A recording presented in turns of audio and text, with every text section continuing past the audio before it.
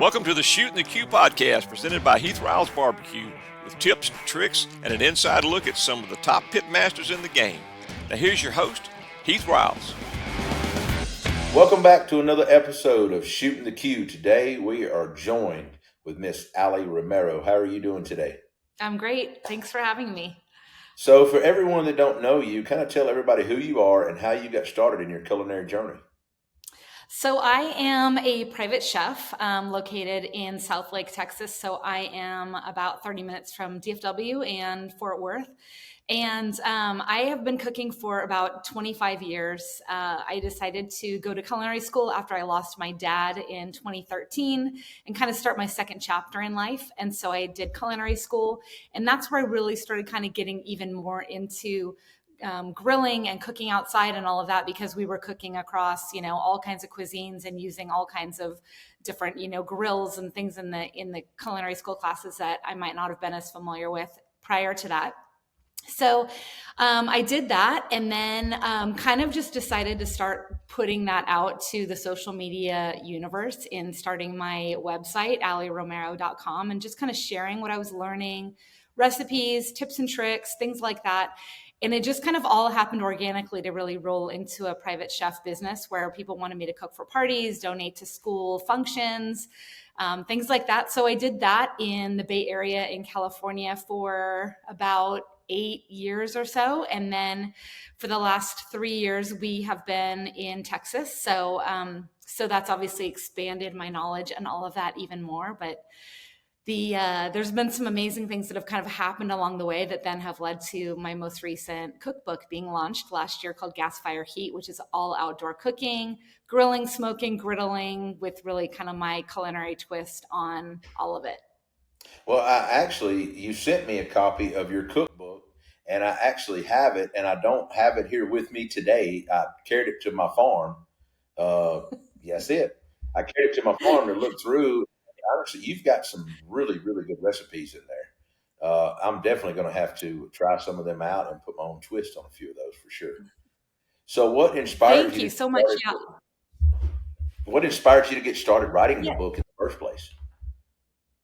So kind of leading up along the way, after I started the food website, then came an appearance to do a cooking competition on the Chew, back when the Chew was on ABC. So I was in the U on the Chew Recipe Showdown.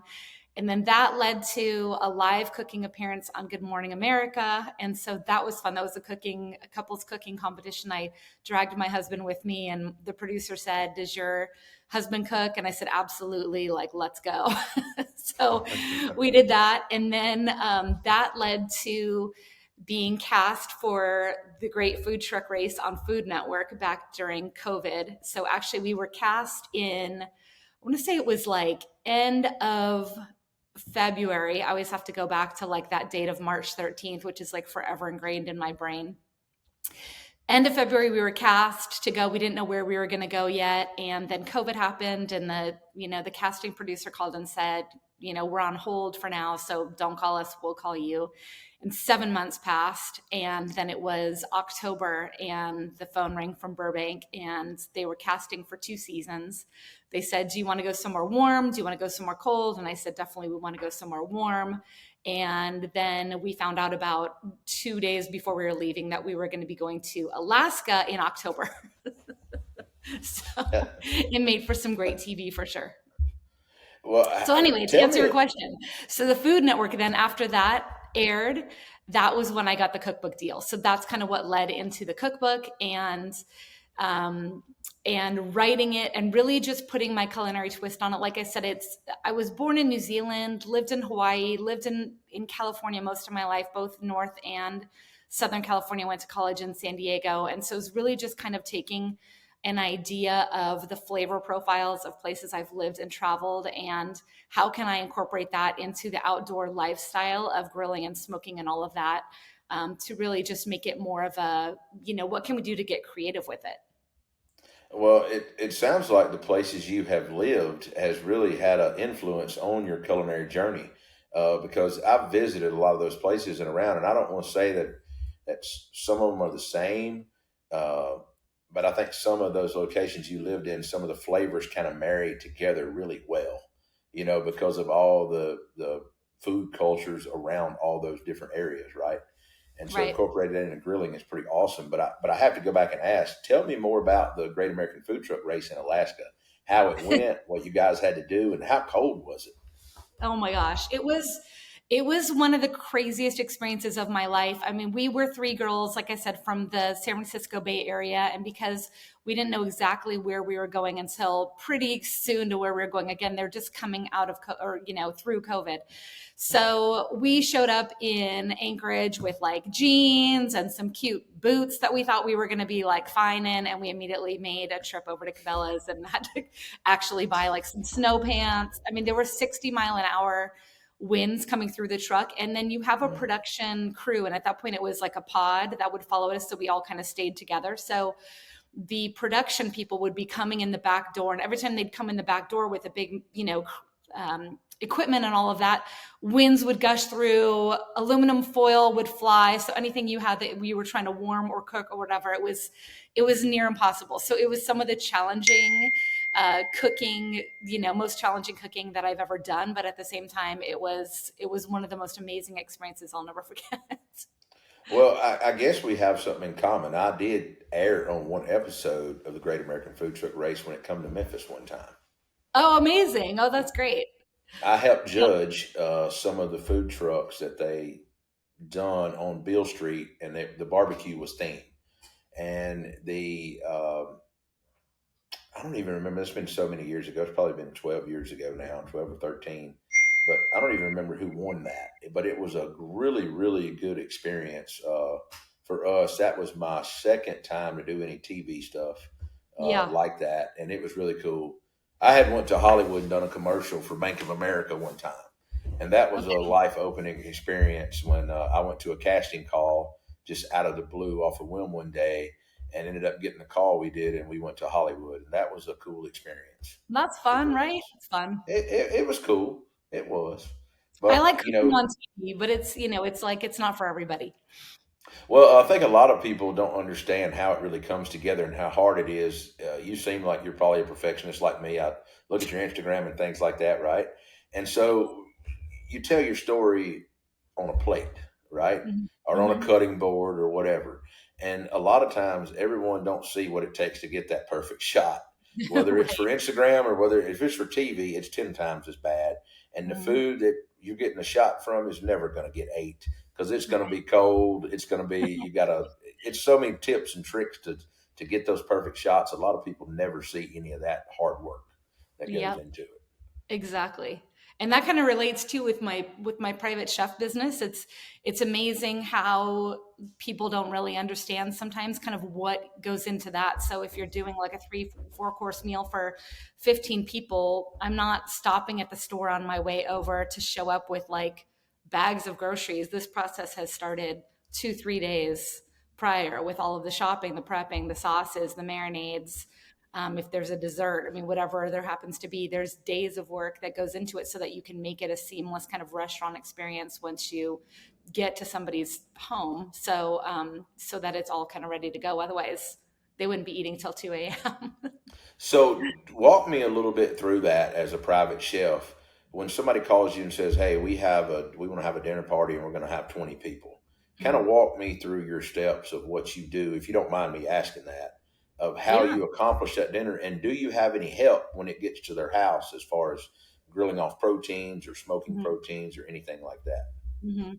So every menu that I do is completely customizable. I mean, I've cooked, like I said, for 25 years. So really, I have indoor and outdoor experience. So I can do kind of anything across the board. And we come up with like whoever the guest of honor is. Usually there's somebody they're celebrating a birthday party or some sort of celebration. And so we come up with some sort of like a theme or some favorite dishes of the client or that guest, and can really build the menu around that. So kind of making it, if you were to go to a restaurant and you could pick to have everything, all your favorite things already available to you on the menu. So we come up with that menu, and then that really starts 3 days in advance, going to different places to where I'm going to get maybe my meats, maybe microgreens, maybe sauces or things that I need. There's always various stops that I need to make. And then from there, it begins the prep. But from there, it begins, okay, what needs to be marinated? What can I do ahead? Like you said, how can you be organized, right? The key is to be organized. So it's washing, prepping, everything that you can do kind of ahead of time. And then when you get there, it's really, I would say like 85, 90% kind of already done. And I usually arrive about an hour and a half prior, and then to get set up and comfortable in the kitchen, make sure I know where everything is, and then complete appetizers. And then it's just kind of boom, boom, boom. Then it moves into super salad and then entree, depending upon, what that entree is and how it all flows. So I can figure out the timing. So yeah, it's definitely a process. It's exhausting. So do you have any help during all that? Help, yeah. So it depends. So typically I'm a one-woman show. If it gets over like 12 people, I usually have an assistant come with me, because at that point also it's clearing, serving and clearing. And so I need to kind of keep the kitchen dishes put away and clean. I can't work in chaos. So yes, if it gets to anything more than like 10 or 12, I usually bring somebody with me just to help with that, so that I can focus on the plating, and then they can continue with, making sure everything runs smoothly at the table to the kitchen and all of that, and keeping it all cleaned up. So you have actually cooked for Dak Prescott, the Dallas Cowboys quarterback. How was that? And what did you cook him?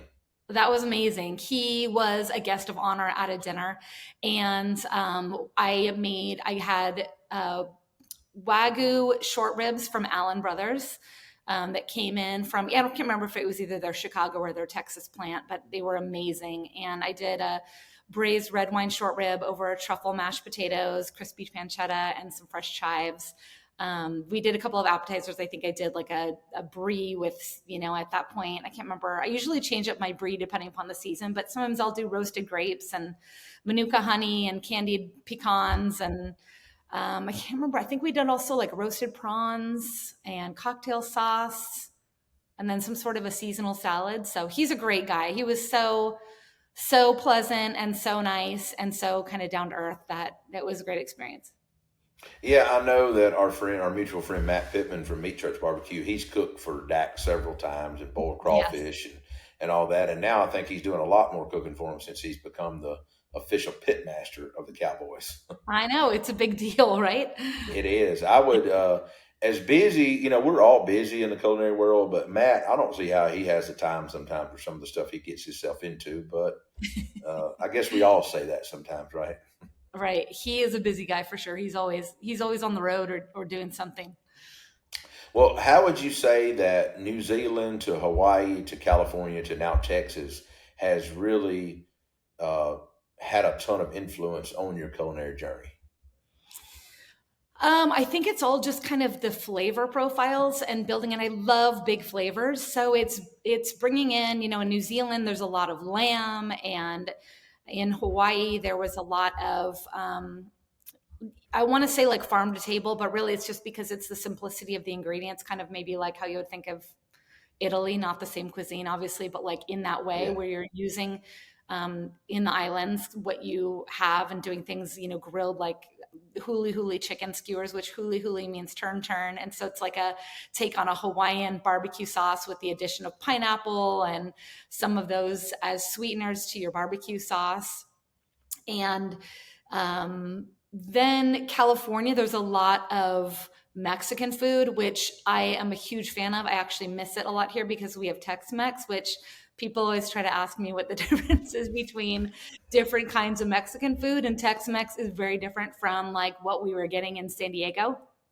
So, it's all, I just love the big flavors. And so I think when you can take flavors and spices and recipes, and instead of being in your kitchen, or maybe it's too hot to be in your kitchen, you don't want to turn on your oven or your stove, whatever, and you can go throw it on your smoker or your grill or your griddle, it kind of makes for that whole barbecue culinary lifestyle to enjoy being outside when it's not, 100 with a humidity of 80%, of course. That's right. We have here in Texas. So sometimes, although this summer's been great, so I'm not complaining. I think we only had 2 days that hit 100 degrees. So it's been very pleasant. That's not bad. We're actually experiencing some cool weather here right now. Yeah, I know. I think today's like a high of 88. I'm like, all right, this is beautiful.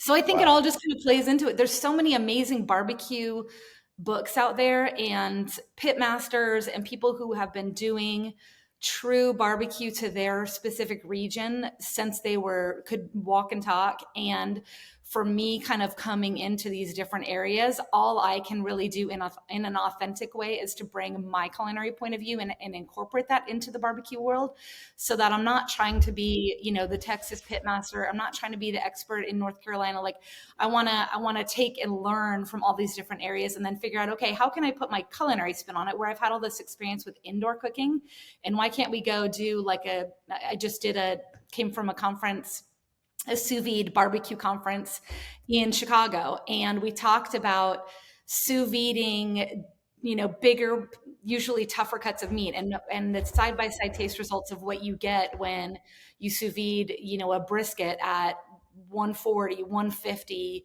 for 24, 36 hours. What is the texture like? What is the consistency like? What does it taste like? And then, how you can kind of move that into different dishes to create. I did my elote corn salad and grilled that with the jalapenos and the spice rub and all of that. And that was like one of their favorite things. So those kinds of things where you can cook outside and make it fun and do your mains and your sides and just kind of enjoy the whole process.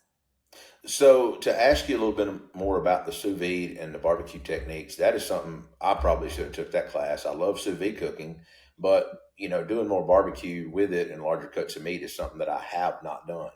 Did Meathead help teach that class? Because I know he's Yes. wrote books on that.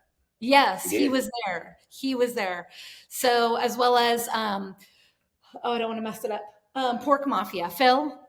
Yes, yes, I know So Phil very well too. yes, he's great too. So I met both of them. The three of us were presenters at this conference, and so it was a lot of fun. I mean, Meathead was talking about the recipes in his book where he has incorporated sous vide and barbecue, but it really, because it's a longer cooking process, and for anybody who's not familiar with sous vide cooking, what it basically translates to is under vacuum. So you're taking a cut of meat. For me, I'll just use steaks as an example because it's still my favorite way to do a true kind of like restaurant quality steak. But say you have like a 2-inch ribeye or something, and you seal it in a chemical free, like the Food Saver vacuum sealer bags or cryovac, and you can put fresh herbs in there. I usually do like rosemary, thyme, garlic, tons of salt and pepper because you want to season everything. Little drizzle of olive oil, and you seal it up. And I usually set, because we like medium rare steaks, so I'll sous vide them to like 129. So I'll set the sous vide to 129, and that's basically a heated water bath. So what that does is that from the center to the edge of that meat, it works really well with fillets too because they're so thick.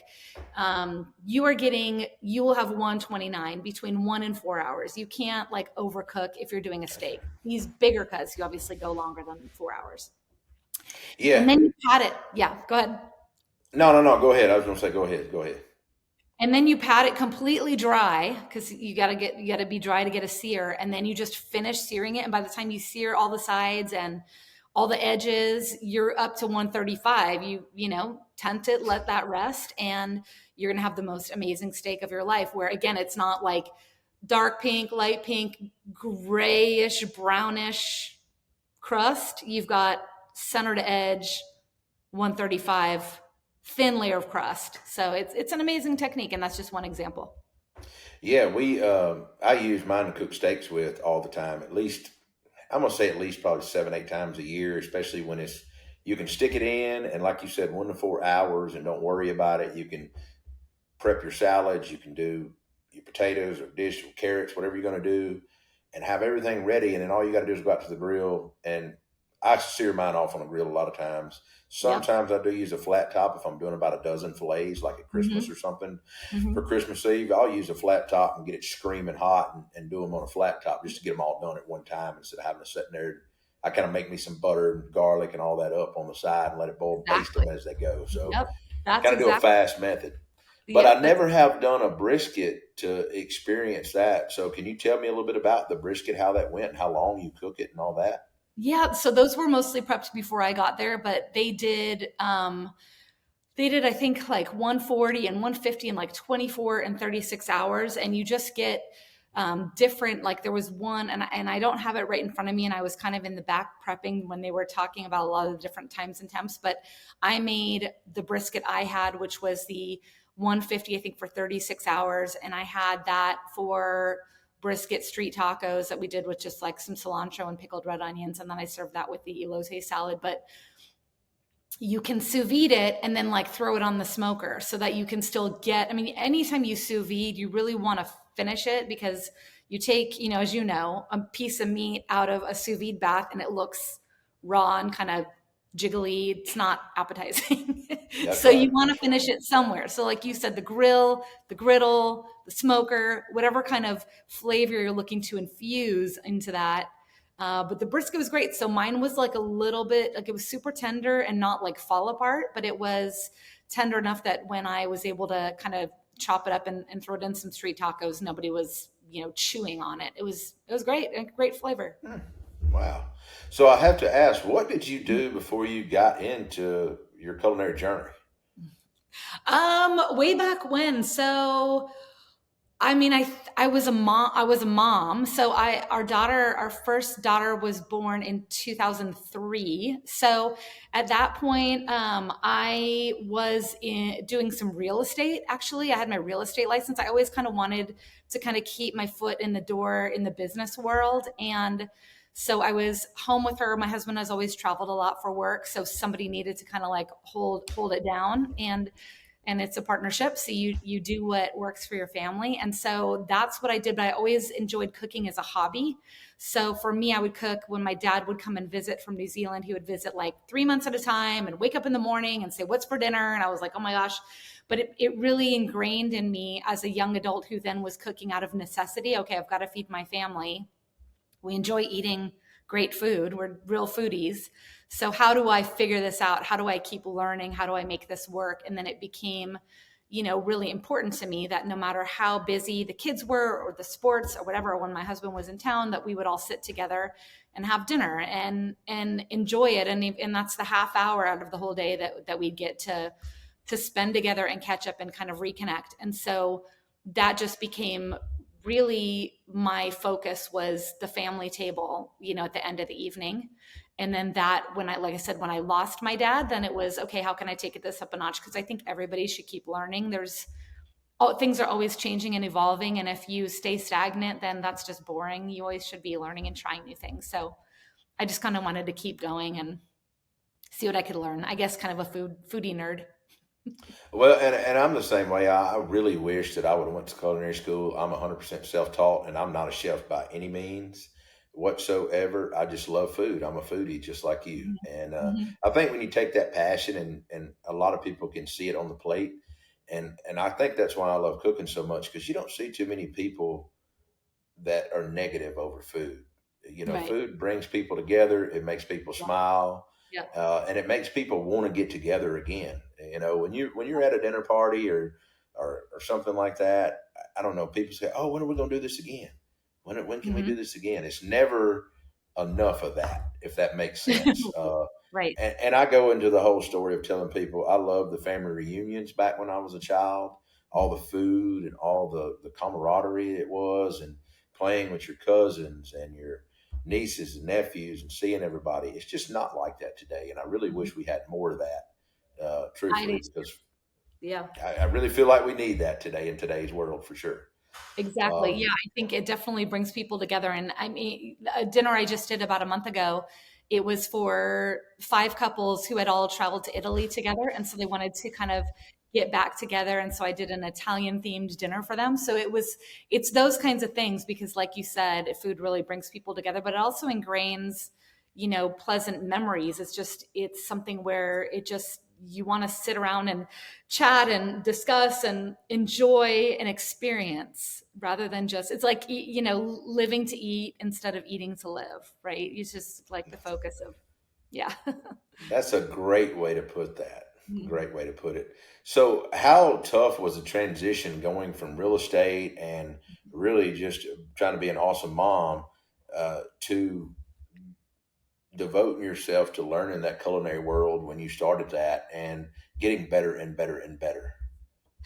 It was something new, but at the same time, I waited till our youngest son was in school full time. And then I said, okay, I've got between 7:30 and 2:30. And so I was like, I'm going to go to culinary school so that I can still do what I need to do again for the family balance, which is important. But I really wanted to make it happen. And I'm just kind of a go-getter. So I'm like where there's a will, there's a way, which is something my mom always had, I think, instilled in me growing up. So my dad was kind of the foodie side and my mom was kind of the just make it happen kind of a person. So I'm kind of a combination of both of those things. But it happened organically because I had so much experience going into it. I mean, because I had kind of been cooking and then cooking with my dad, in my adult years for like 10 years before I went to culinary school, maybe like 12 years. So I had been, really experimenting with different things, continuing to travel. Whenever we go places, I would always sign up to take a cooking class because, it's one thing to maybe learn how to make something, out of a cookbook or off of Food Network, but it's another thing to go learn, how to make it when you're in Mexico or, places that you're traveling. So it was a natural, everything I feel like along my career has kind of just been an organic progression because I love it. I enjoy it. And I also protect it with, not overloading myself with where I want to get burned out, which is why I'm not, going down the restaurant path. I think that would kind of do me in.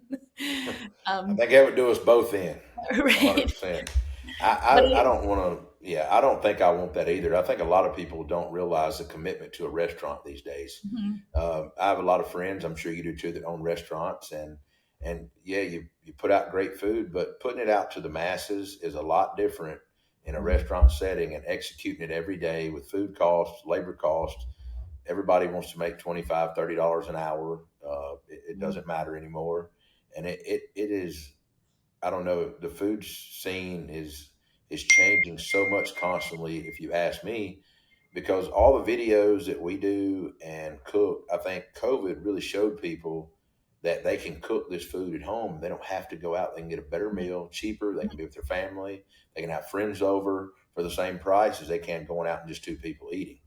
And it's definitely, when you look at the grill market, the charcoal use, all that, people are noticing that and they're taking heed and they're getting out to their backyard and they're cooking even more. Mm-hmm. Mm-hmm.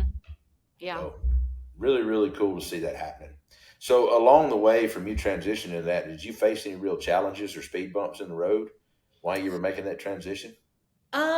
Yeah, I think so. The reason we kind of decided to go the route of gas fire heat with outdoor cooking and all of that is because there's so few women kind of in that culinary space still. So I think I'm probably still kind of like underestimated as a female in the outdoor cooking space. But I think once people taste my food, then it kind of speaks for itself, and I feel proud of kind of what I'm putting out there. Like you said, I think you can kind of taste it or see it on a plate. There's someone who's just throwing food out to get it out, or someone who actually has spent hours developing flavors at every level and what that all encompasses to give a final result on a plate. So yeah, I think there's always challenges. I think, there's not enough hours in the day. My days are always busy between, I cook for one family locally 3 nights a week. So I do all the shopping, prepping, cooking, and cook them dinner 3 nights a week.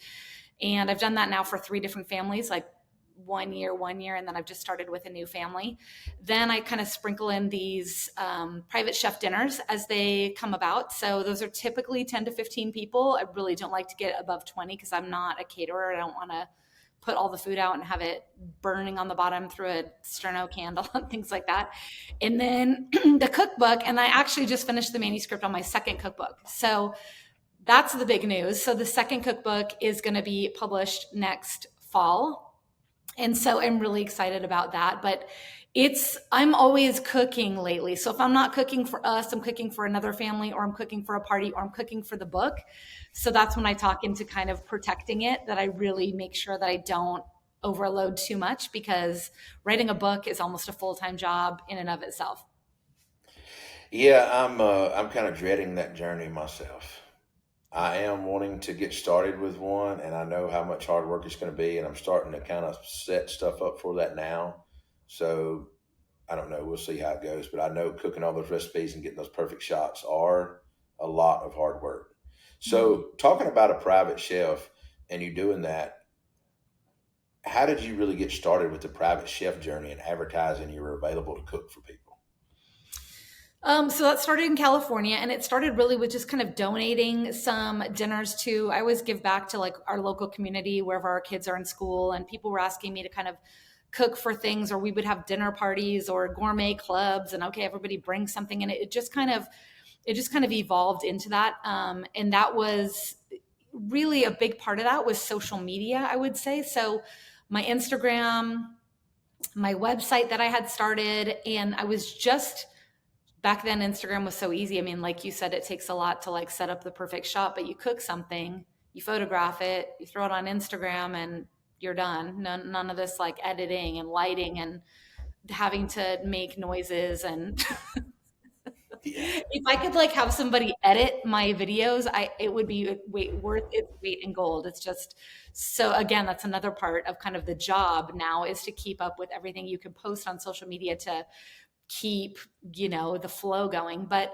Um but yeah, that's really how it started, was social media and just kind of putting it out to the universe to kind of see where it would take me, and connections, people that I met along the way, or other people I knew from Food Network shows, people. And again, those were all connections through Instagram, and really just kind of putting it out there. And then it just took kind of word of mouth at that point. But then I had to start it all over again here. Can bring your clients with you. So I started all over again here in the DFW area. And this area has been so welcoming and so amazing. I mean, when I was here, I had magazines contact me to do, feature articles and kind of get the word out. And the local Facebook groups the moms groups are amazing source of referrals. And I mean, I really do everything within the triangle of the South Lake area to Dallas to Fort Worth. And sometimes, the people who had me cook for the Italian party, they were in Fort Worth, and they said, oh yeah, our friends on our Facebook group over here referred you. And I was like, all the way in Fort Worth? Like that's, 35 minutes away. So it's word of mouth, and having your food, be your resume. And so then you've got 10 more people or 15 more people who all have a great experience. And then they go out and tell their friends, and then they go out and tell their friends. So that's kind of how it works. And I think I also bring a different culinary approach, just because of coming from California and all the years I spent there, that it is different. My style of cooking is a little bit different, and I can offer maybe something that is a little bit new and exciting in a different way, while still honoring what people love. The short ribs and mashed potatoes. I can't escape that. That's become like my signature dish here in Texas, because they just love these red wine braised short ribs, which I think are fantastic. And I was cooking those in California too. But it's really just kind of playing to the audience, but then also like offering something like, what can I bring, like a niche, like that nobody else, no other private chef or no other restaurant maybe is offering. What can I bring to your home to provide for that? Well, I think you answered my question I was going to ask next. What's one of the most unique or memorable meals that you prepare for a client or event? And it would have to be the short ribs, right? Yeah, I think it's the short ribs. And now the short ribs are even in a ragu form for like a pasta dish.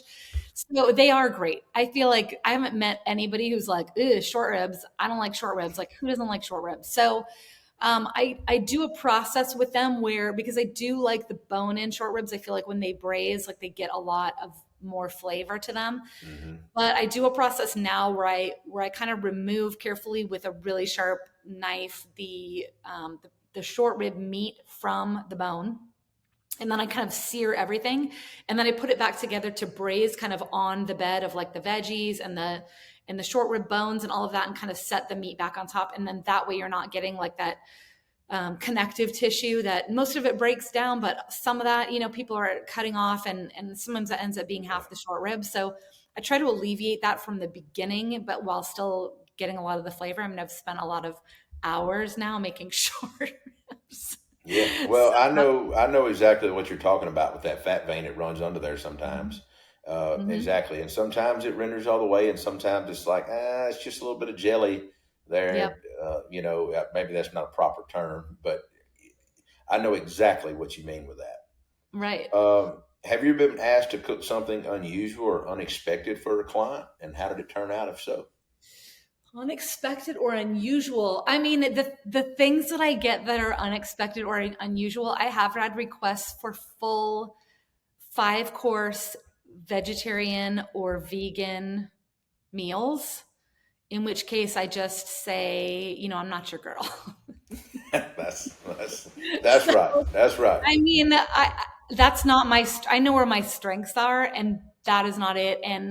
And to have somebody pay me to create vegetable dishes, I mean, I think you would kind of need to be Thomas Keller level at that point to make a full vegetarian course exciting, to serve to people for a dinner like that. So I think, and that's where I just am honest, and I just say, you might be better suited with like a vegetarian chef or a vegan chef. Certainly I can incorporate those, as like a 1 or 2 off, or like a substitution, or a one of the courses. Of course I can make dietary adjustments, but a full 5-course vegan meal, I'm not your girl. Yeah, I couldn't be your guy either. No Yeah. doubt. I can make you some mushrooms and different stuff. Wow. um, what what do you enjoy most about private chef work compared to like other cooking? It's a lot of fun. I think for me, it's being able to be in the kitchen, and then once getting the entrees out, as each course goes out, and then you can kind of sit back and listen and watch to those first few bites. And when guests are truly enjoying the experience and it kind of gets quiet, and they kind of look at each other, and they're kind of, focusing on what they're tasting and all of that. I think for me, that's why I love what I do. I mean, cooking for me is truly a passion, like an extension of love. I do it because I love it. So for me, that fills my heart and my soul when I know that other people are enjoying the meal, and that, that's what I love most, is watching other people enjoy. Awesome. Awesome. Well, tell us more about the cookbook Gas, Fire, and Heat that you released in 24.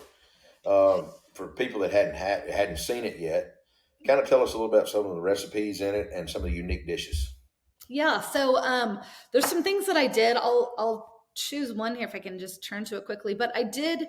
This was really, like I said, it kind of naturally just went to some of these places that I've lived and traveled with, like some Hawaiian dishes, and some Mexican dishes and things like that. But one of the things that is kind of cool that I did, so this was a recipe that I did for Kalua pork. So this is typically a Hawaiian recipe with pineapple and all of that. And we had just come back from Hawaii, and I was inspired every time I travel. I'm like, okay, how can I go recreate, or how can I try to make that at home? And so I was like, there's got to be a way to kind of make this as a home cook. You're not digging an underground oven in your backyard, right? Maybe you're not going to go stick a pig in your underground.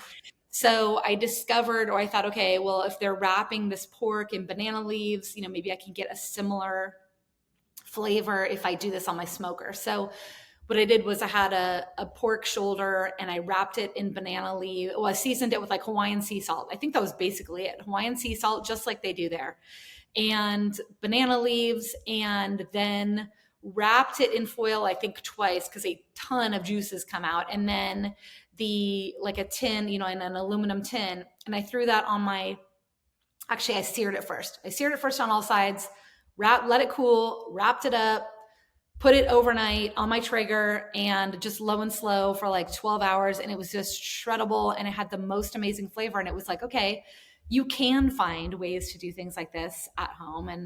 And how can you use what you've got to create the results that you want to get? And that was a really cool one. So now you can do for so many things. You can pulled pork sandwiches, or in there it's with a pineapple chutney, or into quesadillas, or, there's just so many options that you can make once you've like gone to all the work of preparing a huge cut of meat like that. Yeah, for sure. Wow. So you recently appeared on Good Morning Texas and showcased sheet pan dinners and back to school meals. So I think a lot of people don't realize how much that is needed for people going back to school. They kind of getting out of that summer groove, and and going back in and need some quick meals. Because let's face it, I think every mom and dad's tied up with soccer and or football or baseball or dance practice or something going on every day after school, and everybody's looking for a quick meal. So do you see like quick meals and sheet pan dinners like doing really well through August and September? Really? Yeah, yeah. I mean, it's the theme, right? It's like, how can you get dinner on the table for your family, in 30 minutes? And that's definitely the way to go. I mean, I think the key, because there's so many options. I mean, you could do breakfast, lunch, or dinner on a sheet pan. I don't do a ton of sheet pan cooking, but obviously I can help guide, people with how to be successful with it, because it's really, as you know, it's all about time and temperature. So you can't throw, you know, maybe like sliced up chicken tenders and potatoes on a sheet pan and just expect it all to come out. You're going to have chicken that's dry as all get out and potatoes that possibly aren't done. So it's really about time and temperature. And either if you have something that takes a little bit longer, like say your potatoes are going to take more like 30 minutes and your chicken's going to take like 15 minutes, start the potatoes, then maybe add the chicken or pre-cook the potatoes. And then so that you're ending up with something that is going to cook evenly and everything's going to be done together and it's not going to overcook. So for this demo on Good Morning Texas, I did sheet pan chicken fajitas. So I had all the onions and peppers cut up and I had chicken slices and everything was thrown into like my Mexican rub, which I always do, typically with salt, pepper, cumin, coriander, oregano, smoked paprika, and a little cayenne. And that's typically like sometimes a little garlic and onion powder. So I'll throw all that together, season the heck out of everything. Everything's got to have flavor. And then, you can do that and it works out. And then you can build your own tacos, fajitas, whatever you want. It's a healthy dinner and something that kids aren't going to complain about. But yeah, there's ways to do it, but you have to be aware of, you're not going to put a bone-in piece of chicken and or a bone-in steak and then little baby carrots, you have to be just aware of what's going to finish at the same time. Yeah, your balance has to be right on that sheet pan, 100%. Because I'll be the first to admit I have done some sheet pan stuff in the past, and like you said, the potatoes would not get done. So those baby potatoes really need to be cut in half, if not cut in thirds when you go to do that on there with some chicken, because the big potatoes are never going to roast proper all the way, right? Unless you parboil them first or anything like that. And a lot of people, I catch myself now parboiling those little potatoes and then smash them down on the sheet pan, put my cheese and all on them and let them get really crusty and put my chicken over here. In 15 minutes, everything's perfect. Yep. Now you're talking my love language. That's right. That right, sounds amazing. Sure. Well, Aly, thank you once for coming on and telling us about everything you have going on. And tell us a little bit more about your cookbook. Your new cookbook's going to come out when? Next year? You're in the middle of writing it now? Yes, it comes out. So there's not a pub date yet, but it will launch next fall. So fall of 26. And we are really leaning even more into the places I've lived and traveled in kind of a barbecue fusion fashion. So there's been fusion cooking kind of around for a long time, but there's very few books that are kind of going into that barbecue fusion world. Or if they do, it's one specific cuisine. It might be like some sort of Asian barbecue or whatever. And so I really kind of just went for it. And my husband is Greek and Spanish. And so we've got Mediterranean Greek dishes in there. We've got, Latin dishes in there. We've got, of course, Asian and barbecue sauces where you can really have fun with Middle Eastern flavors or pomegranate molasses or, gochujang. So all kinds of, again, just big flavors and just kind of taking barbecue and making it really exciting with like, okay, like barbecue is fantastic. Everybody loves barbecue, but like, how can I come in and kind of put my own spin on it with different flavors or maybe ingredients and also produce something that's just as delicious. So yeah, I'm excited about it. It sounds good. I'm going to get me a copy of it as soon as it comes out for sure. Like everything else, I wind up with a copy of. But yep. Aly, thank you again for coming on today and sharing your journey with us. And maybe we'll get together and do some cooking one of these days. I would love that. That would be fantastic. I am always down for some cooking together. And so, yeah, let me know. Well, you just let me know. You got a busy schedule. I'm sure I can pencil you in on my filming schedule. That won't be a problem. Well, thank you again for coming on, and tell everybody where they can find you at and where they can connect with you at online. Okay, great. So yes, my website is Aly Romero. It's Aly with a Y. So it's ALY Romero.com. And then my Instagram, my name, Aly Romero, Aly with a Y. And those are my main two places. I'm also on Facebook, Aly Romero Private Chef. The whole list. But I also have a subscribe button on my website. So if you want to I send out like 2 free recipes a month. So if you'd like to subscribe, you can do that there. And then you'll also be the first to know like when the new cookbook is coming out and when you can pre-order it. So lots of exciting things. Well, I'm going to have to go over there and sign up right now, so I'll know. Great. Well, Aly, thank you again for coming on the show. And please keep us in mind when you come back this way. We'd love to get with you and cook a meal. I will. Thank you so much. All right. Thank you again. If you have any comments or suggestions for future episodes, please feel free to reach out to us on our social media channels. Leave us a review if you've enjoyed the show. And until next time, keep shooting the cube.